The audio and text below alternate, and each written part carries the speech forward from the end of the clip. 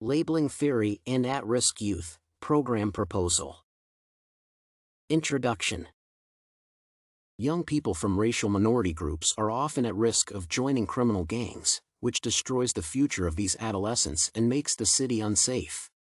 Undoubtedly, local authorities do their best to prevent the youth from engaging in gang activities, but more advanced and theory-based measures are required.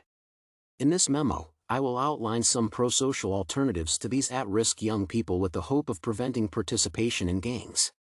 The program will be based on labeling theory and provide a positive impact on the city's youth. Background. First, I would like to explain the main components of the selected theory to use them to shape the proposal. According to Bernburg, labeling theory states that once individuals are labeled as deviants, especially if they are labeled by criminal justice agents, they are more likely to face new issues. Their perception of themselves alters, so research shows that criminal justice labeling tends to increase, as opposed to decreasing future criminal behavior. Consequently, criminal labeling spurs a deviant self-concept's development, undermines opportunities, and weakens social bonds. As a result, it is possible to suggest that precisely the concept of labeling should be removed from the responsible figure's communication with adolescents from low-income households and other minority and at-risk groups. Details.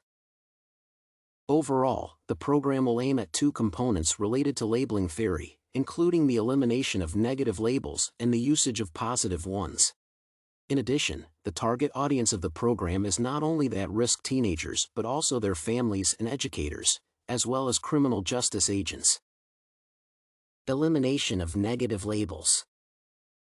Terms like criminals, delinquents, hopeless, stupid, weak, dangerous, sociopathic, antisocial, and other similar labels should be excluded from the lexicon of family members, teachers and other school workers, and criminal justice agents. Consequently, the first stage of the proposed program will be to educate the listed groups and inform them of their negative impact on the youth. They should be aware that what they say and how they call adolescents has a direct effect on their self-perception. According to Carey and McAnany, the aforementioned labels improve a juvenile's sense of alienation from normative society, thus fueling deviant behaviors. When adolescents stop being referred to as criminals and persons dangerous to society, they will also not want to identify themselves with such antisocial members. Informative brochures can be spread among low-income and minority families, schools, and social services. Using the right labels. The next step will be to encourage the aforementioned three groups to use positive, inspiring, and supportive labels. After all, the theory says that if a teenager is called a criminal, their chances of becoming one rise. Therefore, one may suggest that labeling an adolescent as smart, talented, successful, and able to improve the world can actually inspire them.